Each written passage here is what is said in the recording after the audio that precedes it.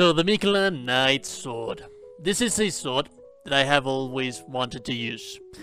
But I have never been able to use it, or rather I should better say that I never wanted to use it because of how underpowered it is. Now with patch 107, something happened that they buffed the special weapon skill of the weapon art of the weapon, the weapon Ash of War of the weapon. As you can see, the weapon Ash of War of the weapon, it's, if I can find it, Sacred Blade. At the end, it's just Sacred Blade. Let me, actually, there we go, better. Miquella Knight Sword, Sacred Blade. Grants armament attackers Holy Essence and fires off a golden blade projectile. Now this thing this does is this. There's nothing so special about the Miquella Knight Sword because at the end of the day this is a weapon Ash of War that you can place into another weapon, another more efficient weapon. There's also better weapons that have this specific thing. But the thing that I do not like about this thing is that even when you max it out, the scaling of the weapon itself, as you can see right here, it really is not that good.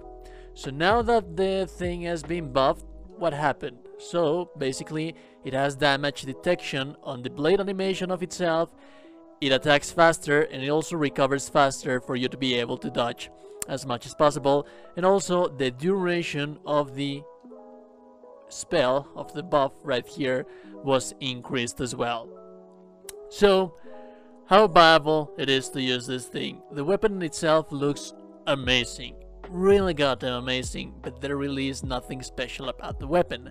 Now that this thing has been buffed, how really cool would it be for this to be actually viable? The very first thing that we need to have in mind is the damage of the weapon on itself. When you max out Fate, this is an overlevel character that I always use just to fool around in the game, but at 80 Fate, this weapon is going to have a total of 520 AR, which is actually nothing that impressive. Usually weapons of the same category good weapons of the same category end up having 600, and that is actually a huge amount. It might not sound like that much, but if you're hitting someone continuously, it actually is a huge deal. More than that, this weapon damage is divided. So you're going to be dividing the weapon damage and reduces the damage output of the thing in itself. It is amazingly strong against undead, but against wholly resistant enemies, it's just not going to it's just not going to be enough. Another thing to have in mind is that the end game boss of this game, it's actually boss resistant to holy damage, so you're not actually going to be doing anything to him. But we'll get to that later when we talk about the possible builds that you can make with this thing. Now, how viable it is for this thing to actually be used now that it has been buffed. Right here, we have one of my favorite training dummies. This is New Game Plus 7, and Earth 3 Sentinels are always so good to actually test out new weapons because they have tons of health and they are so strong, they are resistant, so on and so forth. So what can we do to actually increase the damage of this thing? First and foremost, Golden Bow. That is going to give us physical damage increase. Next, Sacred Scorpion Charm raises holy attack but lowers damage negation. And then Flasks of Wondrous Physiques. So right now, when I use all of that, and also you can imbue your weapon, of course. Right now when I do all of that, it goes nearly to 1000, which is amazing, but we're having into consideration that I am scaling the damage right now for this character for strength and dexterity as well, so it wouldn't be ideal for you to focus on one single stat if you want to make a Fate build. It wouldn't actually be that amazing. If you actually do the maths, it's going to end up having a total of 700 total AR when you max out the buffing for this weapon, which is nothing impressive really.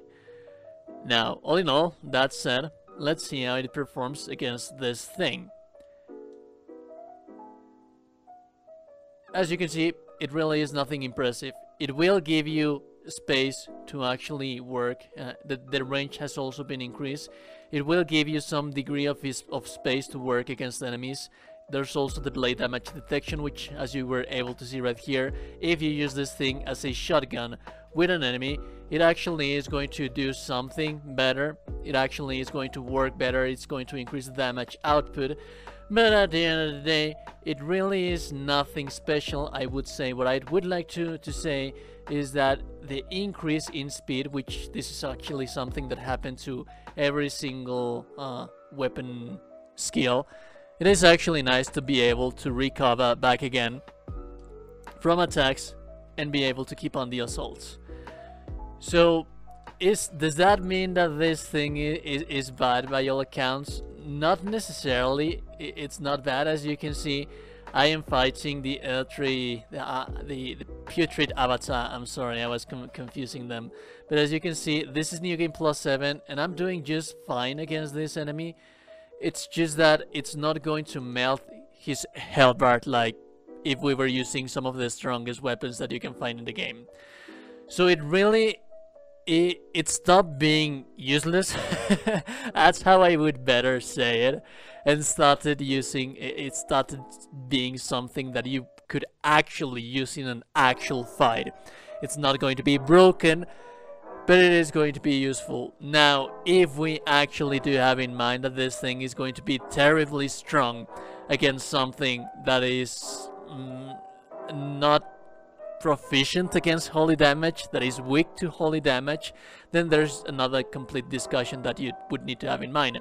Also, one another thing to have in mind is that this thing could be aimed, and the range of this thing, it's actually goddamn amazing.